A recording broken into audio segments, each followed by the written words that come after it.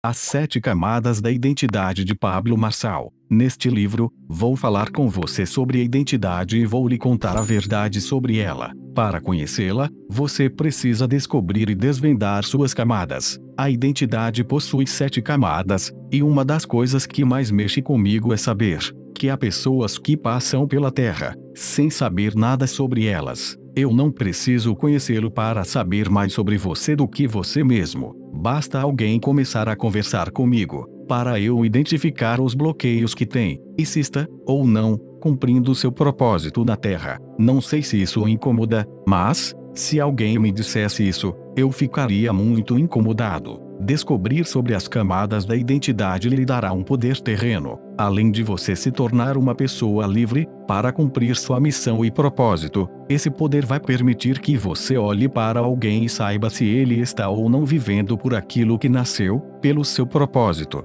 A maioria das pessoas não cumpre o projeto, o seu chamado na Terra. Como descobrir isso? Através do conhecimento, que lhe permitirá conhecer as camadas, o que tenho certeza de que vai mexer demais com você. Eu descobri isso por meio de uma experiência de uma década. Um dia, eu fui em uma viagem para Israel e quando eu estava no Mar da Galileia, Deus falou comigo exatamente assim. Nesse exato momento, você ativou a sua 7ª camada. Você não vai mais olhar para trás. Eu o questionei, perguntei o porquê da 7ª camada e por que só naquela hora. Foi quando ele me mostrou as conexões que eu tinha feito até ali, e eu fui ligando os pontos. A identidade não é algo instantâneo, é processual, como um livro. São camadas que precisam ser descobertas uma por uma. Então, eu precisei me conectar com pessoas que já tinham suas identidades. Se eu lhe contar sobre identidade, você não vai acreditar,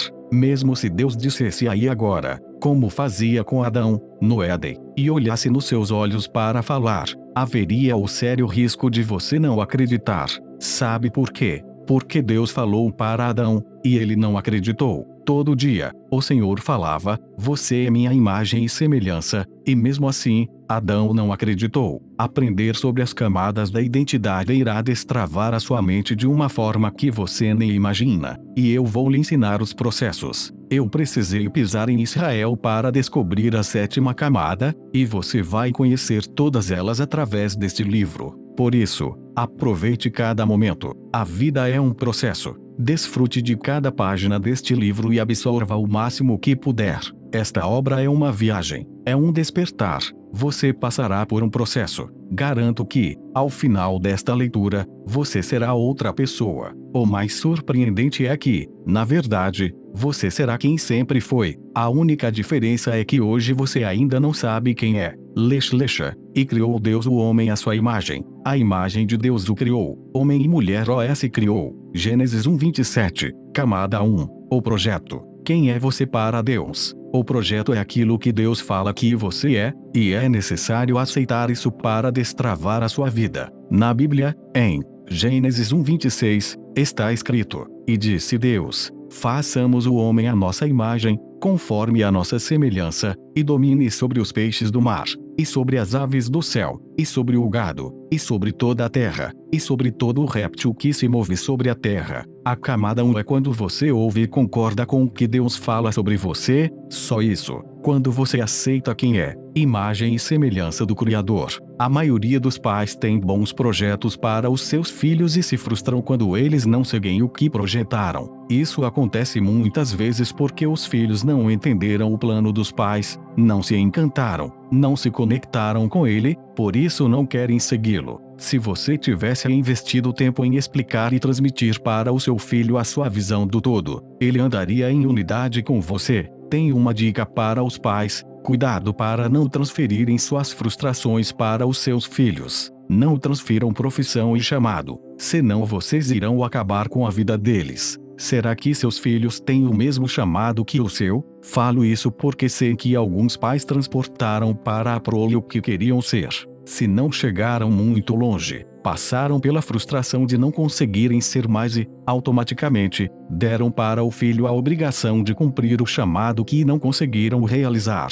O problema é que, Quando você joga a sua responsabilidade nas costas de outra pessoa, isso vira um fardo que a impede de ver o que Deus realmente quer dela. Você precisa estar em unidade com Deus, assim como também precisa estar em unidade com seus pais. Dessa forma, você não vai entrar na onda de ficar resolvendo frustrações dos outros, por mais que esses outros sejam os seus progenitores. Se você é desses que ainda acha que discordar dos pais é desonrá-los, você está enganado. Honrar pai e mãe é aceitá-los do jeito que são, e aceitar não significa dizer amém para tudo. Você precisa se conectar direto na fonte para saber o real motivo pelo qual você foi chamado. Deus tem um projeto excepcional para a sua vida, e, quando você entender isso, irá realizá-lo com maestria. Contudo, antes, você precisa estar em unidade com o Senhor. Quando eu falo unidade, não quero dizer união, pois são coisas diferentes, sabia? Vou clarificar para você. Pense nas batatas. Isso mesmo, os tubérculos. Se você tem um saco de batatas, você tem união. Se você tem um purê de batatas, você tem uma unidade. Consegue entender a diferença? União gera dispersão, unidade gera propósito. É somente através da unidade que você prospera de forma assustadora. Deus já falou quem você é, não precisa mais acreditar em nada que outra pessoa fale que seja contraditória ao que ele afirmou sobre você. Ele o conhece antes da fundação do mundo. Coloque isso na sua cabeça. Você é imagem e semelhança dele. Aceitar o que o Criador falou sobre você já destrava essa primeira camada, mas não completamente. Para concluir, você precisa mais do que só ouvir. Você precisa viver, ter experiências. Estas lhe trarão resultados reais. Assim, você vai enchendo a primeira camada. Só quando transbordar aqui você irá passar para a próxima. Se não fizer isso, não vai conseguir evoluir, ir para a próxima fase, ou seja, para a próxima camada. O nome deste livro já diz, As 7 Camadas da Identidade. Você quer saber como eu descobri isso? Quando uma mulher faz uma cesárea para ter um bebê, são cortadas 7 camadas de pele. No seu cérebro, também há 7 camadas. Deus criou o mundo em 7 dias. Por isso, fique muito atento ao número 7. 7 significa plenitude. Esse número significa, está completo. A primeira camada é o projeto, ou seja, Deus falou e acabou a conversa. Quando comecei a equalizar isso, eu avaliava se o que as pessoas falavam sobre mim tinha a ver com o que o Senhor falava. Se aquilo estivesse abaixo do que ele pensa a meu respeito, eu simplesmente ignorava. Se Deus falou, já é. O fato de você não experimentar a plenitude da sua essência é culpa sua, mas pode ficar em paz. Ele já falou, você não precisa colocar a mão, já está feito. Deus não vai pensar se vai liberar a sua identidade, pois você já é. Não vai acontecer. Já está acontecendo. Jesus não surgiu no dia em que nasceu de Maria, pois ele já é. Quando você entende isso, consegue vê-lo em tudo, o que fará uma diferença violenta no seu processo. Você não é um animal racional. Pessoas pensam e dominam sobre seus pensamentos. Camada 2. Autoimagem. Como você se vê. Autoimagem significa como você se vê. O problema é que 80% do mundo tem problemas com a autoimagem. Acham que acreditam na camada 1, no que Deus falou, só que, na verdade, não possuem experiências com o Criador, por isso fingem acreditar.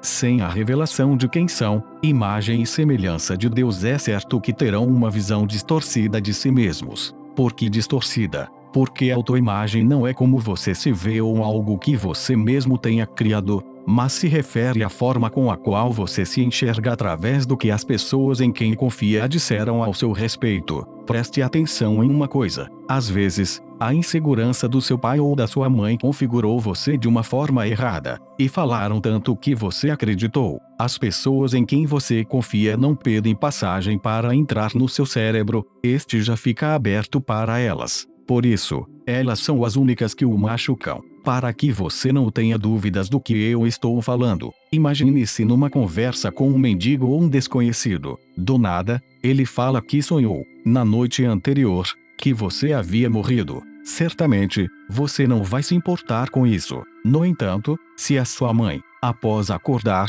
estiver sentada no sofá, olhar para você e disser: eu sonhei que você vai morrer, isto é o suficiente para você não sair de casa. Você confia na sua mãe e crê em tudo que ela fala, por isso se vê sem alternativas. Se ela fala que você vai morrer, você crê que vai morrer. Tudo isso porque você acredita. Quero reforçar que a intenção de seus pais, quando falam algumas coisas, geralmente é positiva, mas tais coisas fazem parte apenas do mundo deles. Não é porque são seus pais que você tem que acreditar no que eles disserem. Sabe o que você tem que fazer? Com sabedoria e respeito, questionar. Quando você lhes pergunta qual foi a intenção deles por trás de suas palavras, isso não é desonra. Você aprendeu que não pode perguntar, que questionar é desonrar. E isso é uma grande mentira. Só amigos de Deus fazem perguntas a Ele. Se você pode perguntar ao Criador, então também pode perguntar aos seus pais. Geralmente, quem não gosta de ouvir perguntas são pessoas que não têm respostas. Indivíduos livres não têm problema algum em serem questionados. Quando você conversa com uma pessoa religiosa, faz uma pergunta para ela e, em seguida, faz um segundo questionamento para o qual ela não tem resposta. Isso já é suficiente para que ela o rotule como um rebelde e o mande para o Hades. O rebelde da nova geração cristã é aquele que faz 3 perguntas que o outro não tem resposta. E esse é um grande problema dentro das instituições religiosas. Como a autoimagem é uma formação de opinião sobre si mesmo que não foi produzida por você, mas por tudo que disseram a seu respeito, você precisa ficar atento à liderança que influencia a sua vida, pois, se disseram coisas ruins, você terá uma autoimagem distorcida. Se essas coisas ruins foram ditas por quem você confiava ou que exercia alguma autoridade sobre você, é certo que isso teve muito peso na formação da sua autoimagem. O que o seu irmão mais velho falou quando você era pequeno, talvez tenha sido o que você se tornou hoje. O que o seu pai falou, o que a sua mãe falou, o que as pessoas que cuidaram de você falaram, foi o que formou a sua autoimagem. Se a sua professora falou que você era um burro, essa provavelmente é a forma que você se vê até hoje. As camadas 1 e 2 da sua identidade precisam ser equalizadas, ou seja, sua autoimagem precisa corresponder com a forma com a qual Deus o vê. Vou contar um segredo sobre isso que vai destravar uma coisa muito louca em você e vai fazer com que você não consiga mais enxergar feiura em ninguém. Todo ser humano é a imagem e a semelhança de Deus. Então, se você falar que uma pessoa é feia, estará pecando contra ele. Se todos se assemelham ao Senhor, tem algo errado quando você acha alguém feio. O problema está no seu olhar, que é impuro, pois você não consegue ver Deus na pessoa. O fato de você olhar para uma pessoa e esta não lhe agradar, só pode ser explicado por 2 motivos básicos: ou ela não corresponde às suas expectativas pessoais ou ela está desconectada de sua própria autoestima, o que a faz se comportar de forma desconexa da autoimagem. Isso quer dizer que, mesmo que uma pessoa tenha dinheiro e se vista com boas roupas, se sua autoimagem estiver desconectada daquilo que Deus pensa sobre ela, parecerá feia e não causará uma boa impressão. Quando você descobre essas 2 coisas, sua compaixão é ativada. A pergunta é: quem é feio? Se todos nós somos imagem e semelhança dele, quando rotulamos alguém como feio, é como se disséssemos para Jeová que ele não soube fazer direito. Você lhe diria: o seu croque na criação está errado? É muita arrogância do ser humano achar que pode fazer esse tipo de crítica ao Senhor, dizendo que alguém é feio ou que o dia deveria ter 40 horas ao invés de 24. Quando o Criador do céu e da terra fez as estações do ano, não pediu a sua opinião. O fato de você ser uma pessoa desorganizada e procrastinadora não quer dizer que Deus estava errado no que fez. A bagunça é só sua. Certamente, você já desejou que o dia tivesse 30 ou 40 horas para a sua enrolação ser ainda maior. A verdade é que o que você não faz em um dia, não fará em uma semana. O que você não faz em um ano, não fará em dezembro. A bagunça é sua. Passou um ano e você não deu conta. Fique em paz. Em 10 anos, você não dará conta também. O Criador fez tudo perfeito. Eu amo falar isso. Ele só o fez no 6º dia porque não quer saber da sua opinião. Se ele o formasse no 1º dia, você iria reclamar que o sol estava muito quente e que não gostou de tal animal. Por isso, Ele fez tudo primeiro e depois criou o homem para dominar sobre tudo. Está escrito na Bíblia: qualquer coisa que foi feita antes do sexto dia é dominada. A maioria das pessoas é dominada, é como se tivessem sido criadas no quinto dia. Eu vou revelar algo sobre sua identidade para chocar. Está pronto? Você não é um animal racional. Essa é a maior mentira que você aprende na escola. Uma mentira chamada de teoria da evolução, criada e difundida por Charles Darwin e Karl Marx, os caras mais nada a ver do mundo. Essa mentira foi criada e propagada para mantê-lo distante da identidade do Criador. Aprenda: animais foram feitos no quinto dia, o homem, imagem e semelhança de Deus, no sexto. Por isso os humanos dominam sobre todas as coisas. Se você acredita que é um animal racional, avise para todo mundo que você foi feito no quinto dia. Mas eu, Pablo, e a galera que sabe da sua verdadeira identidade e origem fomos feitos no sexto dia. Se você acredita que foi criado no quinto dia, você é dominado. Se você foi feito no sexto, domina sobre todas as coisas. Foi assim que o Senhor falou. Confira em Gênesis 1:26. Ter ouvido essa falácia que é a teoria da evolução mexeu com a sua autoimagem. De fato, você acreditou ser um animal racional. Animais agem por impulso. Pessoas pensam e dominam sobre os seus pensamentos. Você não é um animal. Você é a imagem e semelhança do Criador. Pessoas dominam sobre o pecado, mas há quem seja grilado com o diabo. Existe um jeito de anular as ações dele na sua vida. Basta parar de pecar, porque é o pecado que alimenta os demônios. Se você vive achando que o diabo não existe, é porque você dá um monte de ração para ele todos os dias. Quando você entende a sua identidade, fica revoltado e fala: diabo, eu não vou te dar comida. Você não é passarinho para ficar aqui perto de mim, e eu não vou te alimentar para equalizar as camadas 1 e 2 da sua identidade. Você precisa entender que nasceu para dominar e não para ser dominado. Somente quando tiver conseguido se enxergar como Deus o enxerga, estará pronto para a próxima camada, que é o autoconhecimento. Camada 3. Autoconhecimento. Investigando a si mesmo. A terceira camada da sua identidade é o autoconhecimento, que diz respeito a você. Trata-se do que Deus falou para Abraão em Gênesis 12:1. Sai da tua terra, da tua parentela e da casa de teu pai, para a terra que eu te mostrarei. A tradução em hebraico é diferente,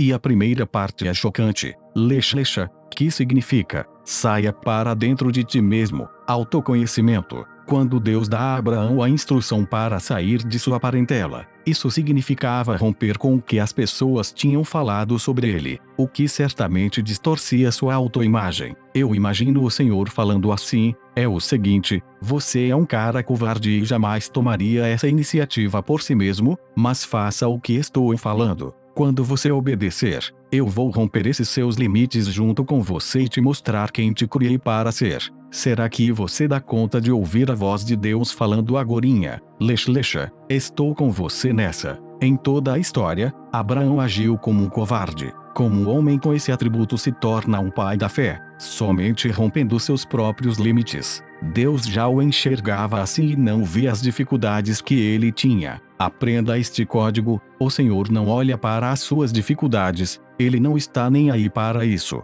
pois o vê reinando. Ele não se importa com a sua fase agora. Não acha que você seja um coitado? Não fica olhando para as suas limitações que são só suas, estão apenas na sua cabeça e é você quem as inventa. Ele olha para você do reino e fala: pode ir que eu estou te vendo daqui e estou com você. Chega de balelas. Autoconhecimento é pular para dentro de si. Existem vários caminhos para você trilhar: para frente, para trás, para cima, para baixo, para a esquerda, para a direita, para vários lados. Há 360 graus de direção, mas aprenda uma coisa: só há um caminho necessário, que é para dentro de si mesmo. Jesus mora dentro de você, por isso ele é o único caminho. Aquele que crê em mim, como diz a Escritura, do seu interior fluirão rios de água viva. João 7:38. Se Cristo mora dentro de você, por acaso você já lhe perguntou o que ele está fazendo aí? Saiba que é do seu interior que tudo flui na sua vida. O fato de você não romper com suas limitações tem a ver com não olhar para dentro de si.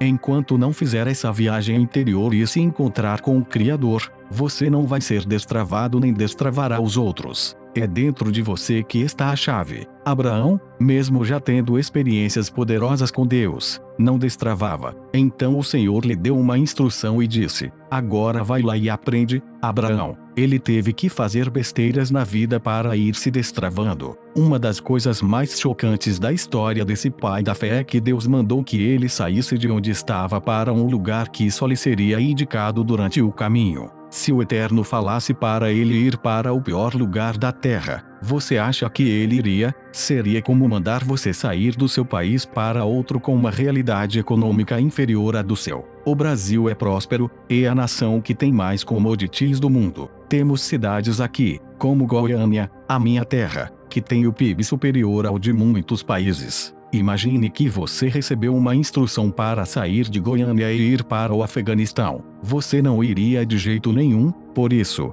Deus não mostrou para Abraão onde ele iria. Quando o Senhor mandou Abraão sair, dizendo que mostraria o destino, estava afirmando que a prosperidade não tem a ver com o lugar, mas com quem você é. Deus mandou Abraão sair da Mesopotâmia, que era o local mais próspero na época, como os Estados Unidos de hoje, e o enviou para Canaã, que era uma terra de maldição. Deus está falando que quem carrega a prosperidade é você. Quando entendemos isso, o lugar que tocamos com nossos pés ou mãos prospera. Vou explicar novamente. Primeiro, siga o caminho para dentro de si. Depois, rompa com as limitações que criaram na sua cabeça e que você acreditou. Na hora em que você encontrar o rio de águas vivas que está dentro de você, ninguém será capaz de paralisá-lo. O lugar em que você estiver irá prosperar. Essa camada, para mim, é a mais bruta que existe, porque nela, ninguém pode fazer nada por nós. Na camada 1, Deus o define. Na 2, seus pais, familiares ou professores o definem. Na camada 3, ninguém vai falar nada, você vai ter que fazer seu caminho por decisão própria. Grave isto. Camada 1, Deus falou. Camada 2, meus pais, parentes e professores falaram. Camada 3, ninguém vai falar nada, você vai ter que fazer. Rompemos limites com ações e não com. O limite é uma barreira que vai exigir uma ação para ser retirada do seu caminho. Você só terá autoconhecimento e descobrirá o poder que está dentro de você quando romper as barreiras com atitudes práticas. Se você perguntar para um grupo de pessoas quem já ultrapassou a marca de R$1 milhão em patrimônio, poucos terão uma resposta afirmativa. É curioso observar essa situação sob a ótica da Bíblia Sagrada, porque ou a Bíblia inteira está errada ou as pessoas estão mentindo. A Escritura fala que Deus é dono do ouro, da prata e de toda a riqueza. Quando Salomão orou por sabedoria e foi atendido, se tornou o homem mais rico da terra. No livro de Apocalipse fala que as ruas da Nova Jerusalém são de ouro. O trono de Deus é revestido de ouro. Então, há alguma coisa errada com você, que ainda não tem um patrimônio. Não estou falando de ser milionário, porque ser rico é muito mais do que ter dinheiro. Existem pessoas que acham que o rico não vai entrar no reino dos céus, e, se você pensa isso,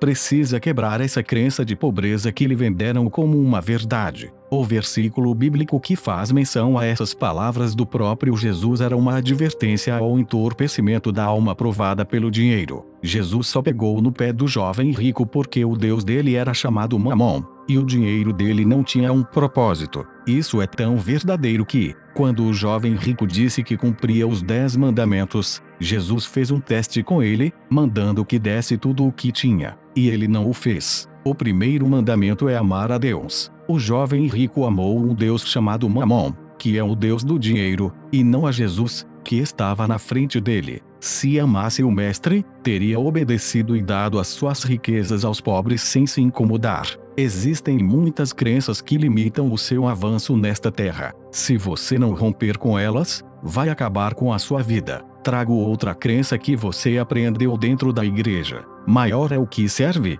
Esta é outra frase do próprio Jesus. A maioria dos cristãos a interpreta de forma errada, pensando que precisa varrer o chão por toda uma vida, porque maior é o que serve, ou que precisa se submeter a líderes eclesiásticos autoritários para ser grande no reino de Deus. Isso é um engano que tem travado a vida de muitas pessoas que conheço. Maior é o que serve significa crescer em graça, sabedoria e entendimento e servir famílias, cidades, nações, servir o mundo inteiro com um propósito. Ser maior significa crescer em servidão. Os melhores servidores do mundo servem a muitos. Quando você fica travado por 10 anos servindo a uma única pessoa e em um único local, você se torna ultrapassado e obsoleto, e certamente está fazendo alguma coisa errada. Você precisa romper para servir a um número de pessoas ainda maior.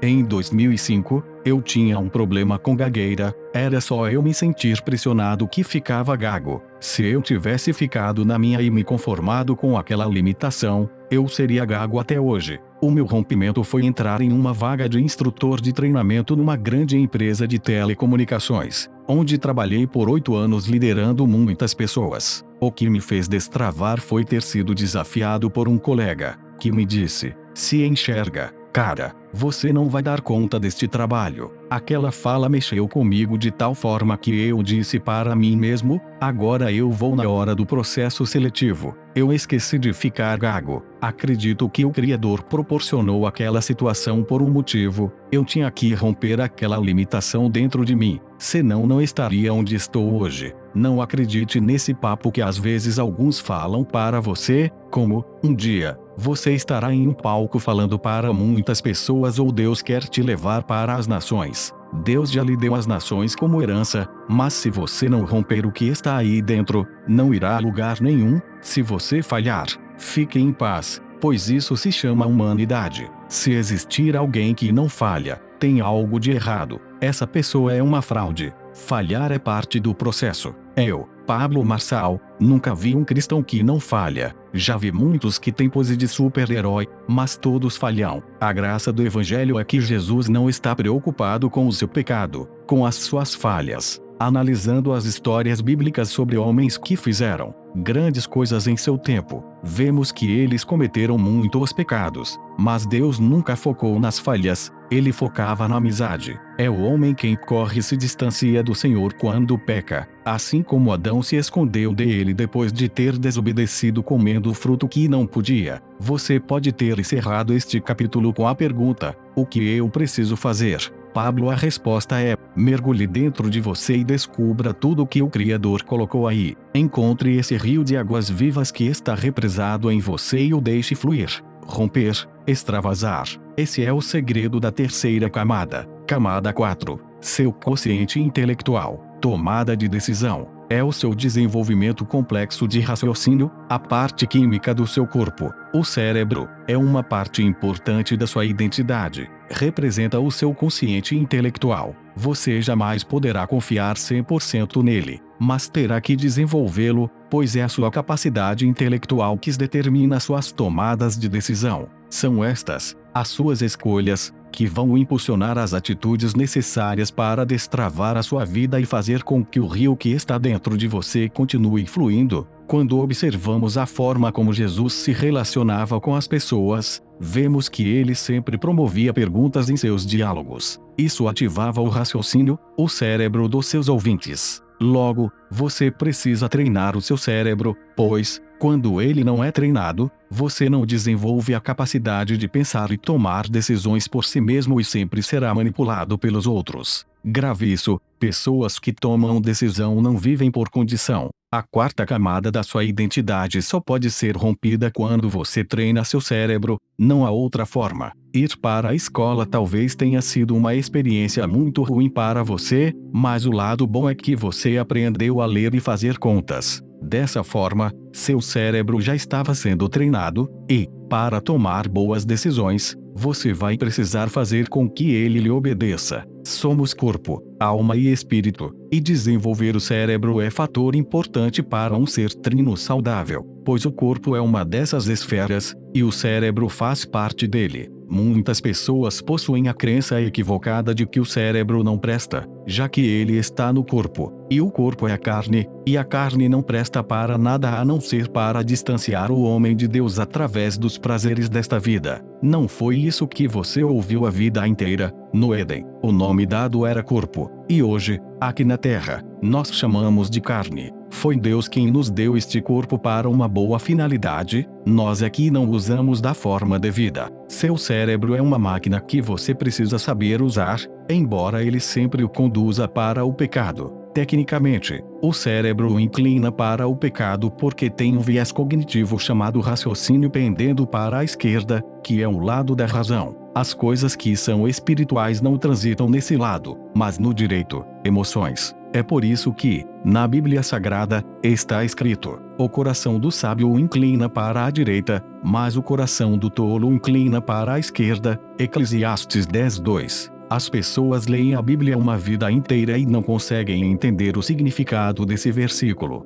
que se refere simplesmente ao lado do seu cérebro que está dominando sua vida. Quem escreveu a Bíblia nunca entendeu de neurociência, mas o Pai, que inspirou os escritores, sempre entendeu. Afinal, é o Criador de todas as coisas. O que a Bíblia está dizendo é que, se você quer andar somente usando a sua razão e o seu raciocínio, você é um tolo. Uma pessoa que leva um tapa no rosto, usando somente seu lado esquerdo do cérebro, com certeza vai querer bater de volta, revidar. Entretanto, Jesus ensinou a não reagir dessa forma. Pelo contrário, Jeová disse: dê a outra face. Se alguém pedir-lhe para caminhar 1 milha com ele, ande 2. Só pode dar esses conselhos alguém que tem sabedoria, que usa o lado direito do cérebro. Pode ser que não o revidar não faça qualquer sentido para você, mas eu quero desafiá-lo a começar a ter atitudes loucas como essa e a experimentar o poder do amor e da obediência. Eu, Pablo Marçal, garanto que algo extraordinário vai acontecer na sua cabeça. Você vai com C cedilha maiúsculo a R destravar sua mente para ver as coisas num nível de sabedoria que poucos experimentam. Só para você entender o princípio, Jesus nunca cometeu pecado, e veio à Terra para pagar pelos erros de toda a humanidade. Quer coisa mais louca e surpreendente do que essa? Mais de 2000 anos depois, estamos nós falando dele e vivendo nos princípios que ele ensinou. Naquela época, não tinha internet, ou seja, ele não ficou famoso do dia para a noite. Jesus foi e ainda é o cara. Para desbloquear esta camada, você vai ter que botar seu cérebro para funcionar utilizando os dois hemisférios, o lado direito e o lado esquerdo, de modo a aprimorar sua capacidade de tomar decisões. Estas, muitas vezes, serão consideradas loucura para quem não está na mesma frequência que você, mas vão levá-lo para outro nível de resultados.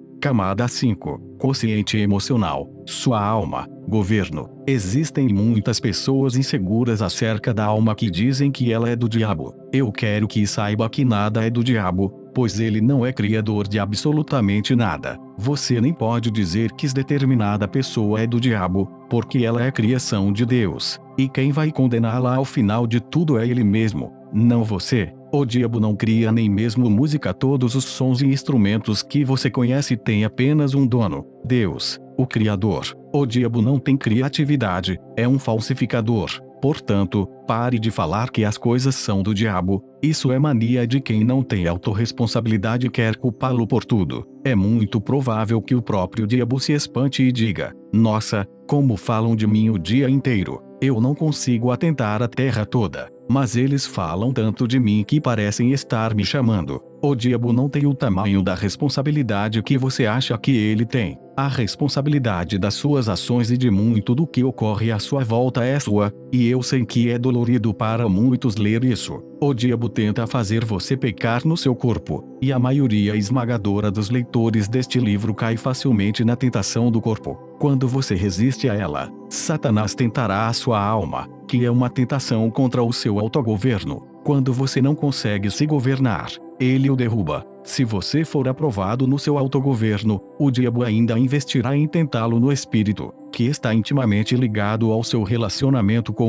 Deus e ao propósito dele na sua vida. Com isso, ele busca interferir e fazê-lo se desviar dos planos divinos. Afirmo, com toda certeza, que Deus tem um plano para cada um de nós. Você não nasceu por acaso, não é um mero acidente de percurso na vida dos seus pais. Pode acreditar, há um propósito para a sua vida. Por mais que você ainda não veja isso, até o final deste livro você vai entender exatamente o caminho a percorrer para descobrir a sua verdadeira identidade. Em Mateus 4, Quando Jesus foi para o deserto, a primeira coisa que o diabo falou com ele foi: se você está com fome, transforme estas pedras em pães. Jesus respondeu que nem só de pão viverá o homem. Ou seja, ele resistiu no corpo. Com certeza, Cristo estava com fome, pois estava jejuando há 40 dias. Nessa hora, o diabo percebeu que ele estava firme no corpo e que não iria ceder. Quais as tentações no corpo que você tem sofrido e não tem resistido? Será algum tipo de vício, drogas, compulsão sexual ou alimentar? Estas perguntas são para ativar a sua mente, fazê-lo sentir raiva do diabo e pensar em quem é que anda governando a sua alma. Vendo que Jesus resistiu, o diabo investiu na alma dele e perguntou: por que você não pula deste penhasco novamente? O mestre se lembrou das escrituras e respondeu: está escrito, não tentarás o Senhor teu Deus. Esta fala nos mostra que quem tem governo mental vai sempre se lembrar das escrituras para resistir.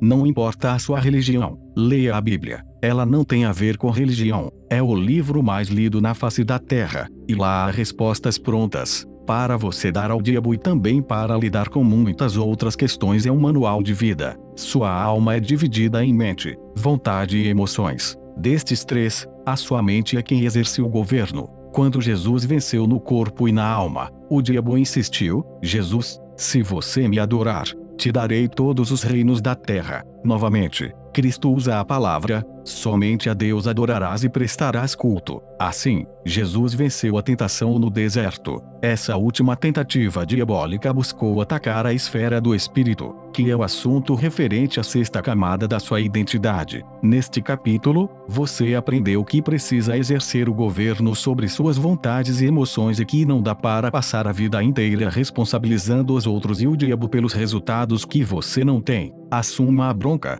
obtenha as armas certas e caia para dentro da sua vida. Camada 6. Consciente espiritual. Seu propósito. Quando o diabo tentou atacar Jesus em seu propósito, oferecendo-lhe todos os reinos do mundo em troca de adoração, ficou frustrado porque Jesus estava blindado com a palavra. Pode-se observar, nas falas do diabo, que a todo tempo ele tenta colocar uma dúvida na cabeça de Cristo, pois dizia: se tu és o Filho de Deus, faça tal coisa. Toda vez que Satanás quiser roubar seu propósito, vai jogar uma dúvida na sua cabeça para o confundir.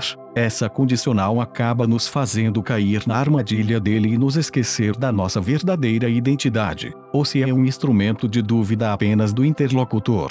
Se você contra-argumenta, a dúvida encontra uma brecha na sua mente. Jesus não viveu uma crise existencial quando teve sua identidade questionada pelo diabo, pois não teve dúvidas de quem era. Assim como Jesus, você precisa ter certeza da sua identidade em todos os momentos da sua vida. Em Mateus 3, no batismo de Jesus, Deus diz: este é meu filho amado. Ao se batizar e levantar das águas, essa foi a frase que ele ouviu do Pai, que encheu o coração e a mente dele de tal forma que não havia espaço para dúvidas. Logo depois desse acontecimento, Cristo foi para o deserto, cenário onde ocorreu a investida satânica contra a sua identidade. Se o próprio Filho de Deus foi tentado, não tenha dúvidas de que você também terá que passar por tentações. Você está preparado, ou vai ficar patinando sem saber quem é, nem para onde está indo? Este livro vai ajudá-lo a encontrar a mesma força que havia em Jesus. A autoimagem do Filho de Deus era consolidada. Particularmente, penso que, quando ele viveu momentos difíceis, sempre se lembrava da voz de sua mãe: Filho de Deus, fruto do Espírito Santo, eleito do Senhor, vencedor. Eu tenho certeza de que era assim que Maria lhe chamava. O pai não entregaria seu filho para ser cuidado por uma mulher fraca, que não soubesse o seu papel. Quando você está no deserto, passando por momentos difíceis, vai se apegar às palavras que ouviu das pessoas que mais ama, aquelas que mais tiveram influência sobre você. Por isso, a importância de confrontar sua autoimagem e equalizá-la com o que Deus falou ao seu respeito. Deserto é lugar de autoconhecimento. Todos os grandes homens da Bíblia precisaram passar por ele para romperem e descobrirem sua identidade. Eles precisaram sair de onde estavam e passar pelo deserto para tocar o terror na sua geração. Falo isso com propriedade, pois também sou teólogo. Deus gosta de pessoas que se movimentam. É preciso olhar para dentro e romper com toda a imagem errada que você tem de si mesmo. O lugar mais favorável para fazer esse mergulho interior é o deserto, não há outro. Existem algumas pessoas que dizem que Moisés não cumpriu seu propósito de vida porque não entrou na terra de Canaã. Elas se enganam, pois o propósito divino para ele era levar o povo até lá, e ele cumpriu. O propósito de José não era ser governador do Egito, mas alimentar e salvar uma nação. Quando ele foi expulso de casa, Deus disse que o propósito dele era cuidar daqueles que o haviam magoado e rejeitado. O seu propósito está diretamente ligado aos bloqueios que você sofreu e que precisa romper. Davi foi a pessoa menos provável e mais excluída quando pensaram em estabelecer um rei. Ele sequer morava com seu pai. Quando o profeta chegou para ungir o escolhido para o cargo, tiveram que mandar chamá-lo, pois apenas os seus irmãos estavam presentes. A camada do autoconhecimento não depende da fala de ninguém, mas somente de você atravessar o deserto que o Senhor o mandou romper. Esta camada vai exigir relacionamento com Deus para descobrir o seu propósito durante o processo. O Criador ama processos, por isso fez todas as coisas em 7 dias. É por amar processos que nós nascemos pequenos e vamos crescendo até a fase adulta. As árvores não nascem grandes e cheias de frutos. Por exemplo, o princípio da semeadura é um processo. A vida é um processo. Repita em voz alta: eu não vou atrapalhar o processo do Deus vivo na minha vida. Quando olhamos um jovem de 17 anos, podemos dizer que ele está há 30 anos atrasado para cumprir seu propósito. Isso porque Deus não o enxerga com essa idade, pois, se estiver andando em sabedoria, ele vai operar nele e através dele com o dobro da sua idade. Repare em Salomão, um homem tão sábio, que, se existisse alguém que vivesse 900 anos, jamais teria a sabedoria dele. Seu patrimônio estaria estimado hoje em 3,4 trilhões de dólares. Ele foi o homem mais rico da face da Terra. O segundo homem mais rico foi Andrew Carnegie, o gigante do aço. Em 1906, sua fortuna foi estimada em 480 bilhões de dólares. O terceiro homem mais rico da história é Jeff Bezos, com mais de 119 bilhões de dólares. Este último, para obter a fortuna de Salomão, precisaria de 900 anos de vida com rampas exponenciais de resultados que deveriam aumentar seu patrimônio 28 vezes para se igualar ao do sábio. Salomão foi um homem que rompeu com todas as camadas de sua identidade. Ele destravava tudo o que aparecia na sua frente, mas tinha um problema sério que o fez terminar mal os seus dias na terra. Sinceramente, espero que não venhamos a cometer o mesmo erro. Salomão tinha uma fraqueza grande com mulheres, e a influência delas fez com que ele desagradasse a Deus, cultuando a outros deuses. A Bíblia fala que melhor é o fim do que o começo. Foi o próprio Salomão quem registrou isso baseado em sua trajetória. Este é um dos segredos da sabedoria.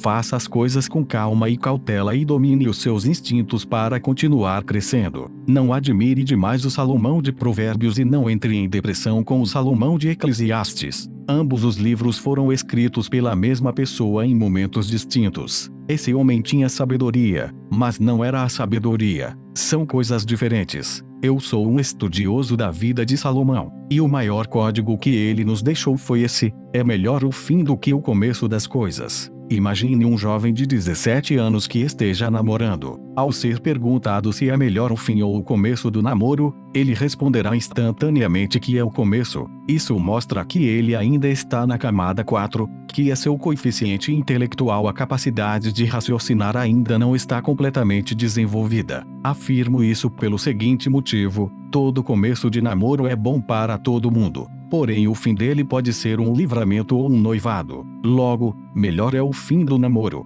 Em ambos os desfechos, com certeza foi melhor que o começo. Também é melhor o fim do noivado, pois ou você recebeu um grande livramento e terminou aquilo que ia ser um eterno fardo, ou terminou porque se casou com a pessoa que Deus aprovou para você. Não se escandalize com esta pergunta: é melhor o fim ou o começo de um casamento? Quero que você realmente pense nisso. Qual é o fim de um matrimônio? A morte. Isso para aqueles que se unem debaixo da instrução de Deus e seguem os padrões do céu para um casamento. Depois da morte, alcançamos a vida eterna em Cristo Jesus. percebe que é melhor o fim do que o começo. Não entender esse segredo de Salomão pode levá-lo a ficar preso em alguma camada e não perceber que precisa avançar para destravar as outras que o conduzirão à sua identidade para viver a plenitude, que é a última camada. Neste momento, quero sugerir uma pausa para identificar quais foram os bloqueios que você sofreu até aqui.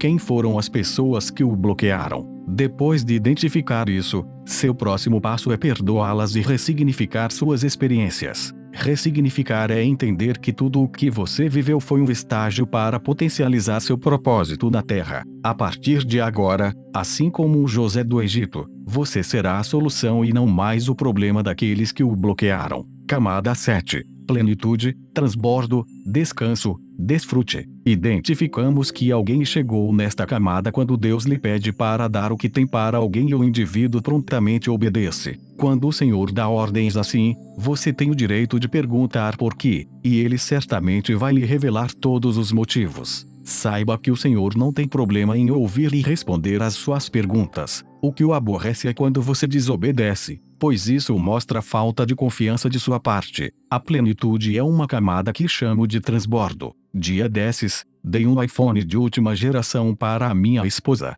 Na mesma hora, ela pegou o aparelho que estava usando e semeou na vida de uma colaboradora, que é seu braço direito. Isso é transbordar. Quando Deus der a você coisas novas, não retenha o que está sobrando. Sempre transborde na vida de outras pessoas. Aprenda que melhor é dar do que receber. Esse é um princípio bíblico que precisa ser seguido se você quiser ser uma pessoa plena. Viver a plenitude é não reter em excesso aquilo que Deus lhe dá. Ele vai entregar a você mais do que precisa exatamente para que você transborde na vida das pessoas. Existem coisas enterradas dentro de você porque há uma confusão. Suas posses não têm a ver com você, trata-se de nós, do coletivo. Quando você transborda na vida de outros aquilo que está dentro de você, mais e mais lhe é acrescentado. Deus dá semente ao que semeia. E esse é outro princípio bíblico. Você precisa ser um semeador para receber mais sementes, pois só quem semeia recebe mais. Jeová não entrega sementes para quem retém. O transbordo é só para quem tem a certeza da plenitude. Quando a sabedoria está fluindo, não há retenção.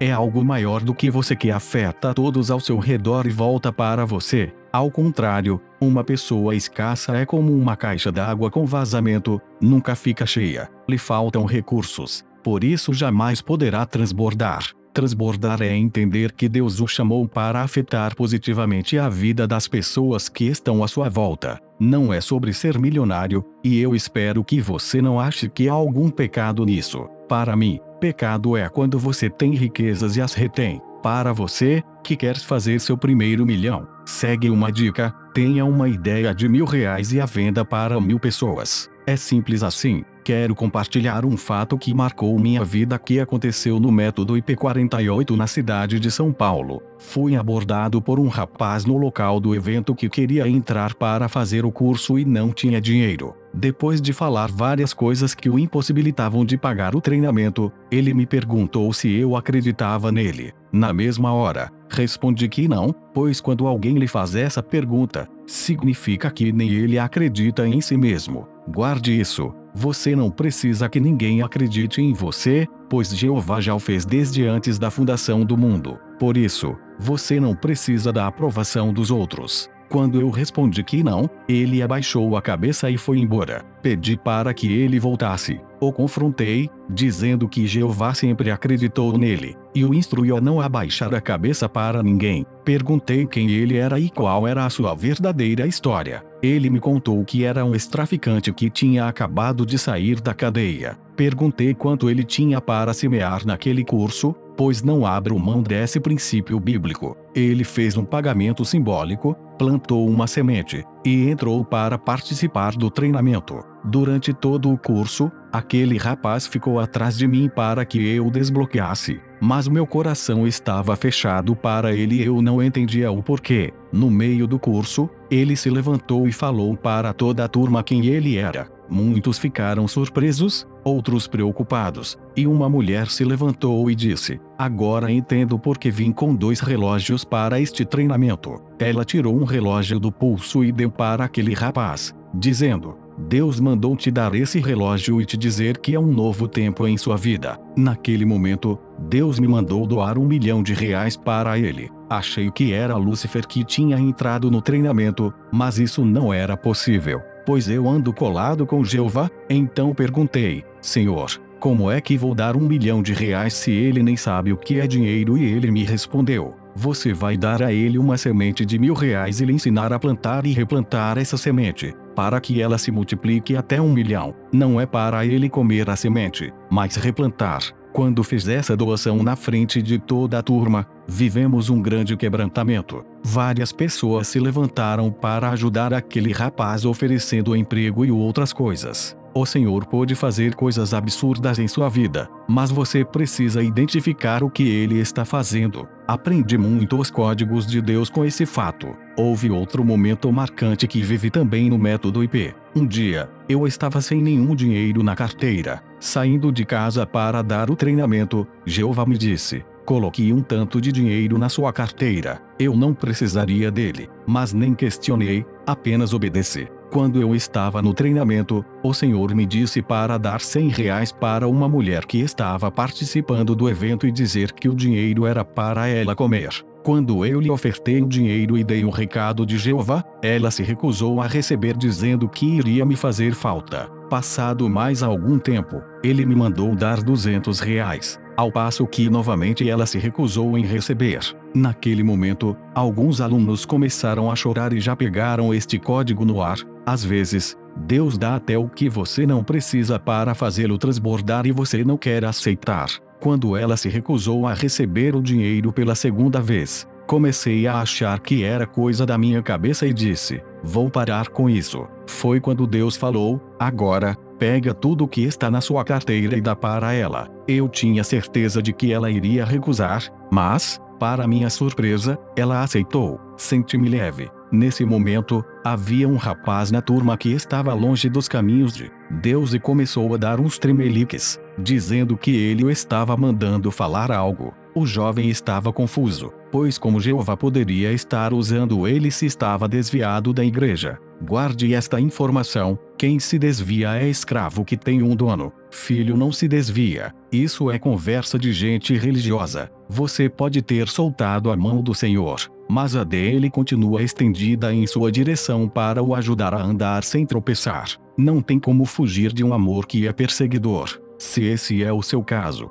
segure a mão dele de novo. Acredite. Esse rapaz se acalmou e disse para a mulher que havia doado o relógio para o ex-traficante: Deus manda você pagar o almoço de todo mundo hoje. Depois, olhou para mim e falou que eu deveria dar tudo que eu tinha na carteira para ela. Achei estranho, pois eu disse que já havia dado tudo. Quando peguei a carteira e olhei, aqueles R$200 que ela havia se recusado a receber estavam em outro compartimento. Quase desmaiei quando vi, pois tinha a certeza de ter doado tudo. Essa foi mais uma evidência de que Jeová estava na parada. Só ele para saber que havia ficado dinheiro na minha carteira. Fomos almoçar e alguém perguntou: o que temos para aprender com isso? Foi quando uma menina se levantou e disse que estava orando para que Deus fizesse alguém pagar o almoço dela, pois não tinha como comer. Outro rapaz se levantou e disse: jamais falaria isso, pois aqui há muitas pessoas bem-sucedidas, mas eu e minha filha também não tínhamos como almoçar hoje. Outra pessoa se levantou dizendo a mesma coisa. Nessa hora, a casa caiu. Deus já sabia que aquele povo estava precisando e tocou no coração de quem não retém para abençoar. Quando Deus mandar, não tenha problema em dar, não retenha. O que Deus vai fazer não é da sua conta. Seja parceiro dele. Paulo, o apóstolo, era ensinado por Gamaliel e era cidadão romano. Ele era o cara, mas, quando Jesus ativou a identidade dele, escreveu sozinho 75% do Novo Testamento. Caso você não saiba, Paulo era um perseguidor de cristãos e consentiu com a morte de muitos. Nós julgamos as pessoas pelas falhas que cometem. Deus as julga pela sua identidade. Chega um dia em que você descobre o que ele já sabe a seu respeito, e a partir de então, nada mais é capaz de segurá-lo. Não se escandalize com o que vai ler agora. Existem vários homens na terra que nunca entraram numa igreja, mas que são plenos e transbordantes. Em seu íntimo, Eles aceitam a Deus e usam seus princípios em suas vidas. Ajuntamo-nos como igreja para salvar outras famílias, pois a instituição é formada por famílias reunidas em unidade com o propósito de salvar outras. A verdadeira identidade da igreja é a família. Muitos estão confundindo as coisas. Precisamos ser como ele é. Ninguém precisa nos dar nada, pois há um rio transbordando dentro de nós, e devemos deixá-lo fluir. Diga em voz alta: do meu interior fluirão rios de água viva. Para destravar as camadas da sua identidade, você precisará ter experiências e dar resultados. Se ficar apenas em sua mente, você vai ficar travado por toda a vida. A plenitude de Jesus foi provada na hora da crucificação, quando ele transbordou sangue. Ele já estava transbordando no Getsemane, quando suou sangue. Quando esse fenômeno ocorre, o cérebro do indivíduo já está entrando em pane. O segundo passo é o desmaio, um apagão total. Foi nessa hora que ele suplicou ao Pai para que, se fosse possível, afastasse dele o cálice. Era como se o Pai dissesse: você já está transbordando, agora pode ir para a crucificação. Somos vitoriosos em Cristo porque ele transbordou por nós. Chega de balela na vida, de religiosidade e das suas teorias infundadas. Experimente as fases e as estações que Deus fez para você. Viva no seu tempo o processo que ele preparou. E saiba, a velocidade acelera, a pressa pula etapas. Não tenha pressa de viver os processos. Esteja disposto e tenha velocidade. Uma etapa vivida com pressa vai fazê-lo pular ciclos que lhe farão falta posteriormente. Diga em voz alta: eu não vou pular etapas, eu vou acelerar na velocidade que Deus quer. Comece logo o que você está procrastinando para fazer. Encare o processo e tenha um compromisso sério consigo mesmo para destravar as fases da sua vida. Falamos sobre o projeto, a autoimagem, o autoconhecimento, o corpo, a alma, o espírito e a plenitude e as camadas da sua identidade. Em qual delas você está? Destrave cada uma dessas etapas e certamente será capaz de destravar outras pessoas. Uma última dica: observe se há criaturas em seu caminho que são impedimentos para você avançar e trate de superar esses obstáculos. Preste atenção, não é para sair expulsando as pessoas da sua vida. Basta seguir em direção ao seu propósito que elas naturalmente não conseguirão andar na sua velocidade. É só você tomar conta da sua vida. Não sofra quando olhar para trás e ver quantas pessoas ficaram pelo caminho. Elas terão as mais variadas desculpas e apelos para não o acompanharem nesta caminhada. Algumas podem querer usar de artifícios para fazê-lo permanecer no ritmo delas. Fique atento. Quem está ligado no mesmo propósito que você vai dar um jeito de acompanhá-lo. Conecte-se com as pessoas que já estão no alvo para o qual você está indo, e não com aquelas que não dão conta nem de entender o que está acontecendo em sua vida. Não se esqueça do que o Titi sempre fala: vá cuidar da sua vida. Decorando o processo. Camada 1. Aceitar o que Deus falou a seu respeito. Camada 2. Ressignificar o que aconteceu em seu passado. Camada 3. Agir, pular para dentro de si mesmo. Camada 4. Decidir matar as demais opções. Calcule uma saída. Camada 5. Governar sobre sua alma. Camada 6. Direcionar o seu espírito. Camada 7. Desfrutar o transbordo. Fim. Agradecemos sua colaboração e lembramos que não esqueça de se inscrever no canal clicando logo abaixo. Assim você nos ajuda a continuar produzindo mais conteúdos de valor. Atenciosamente, Luciano Santa Clara.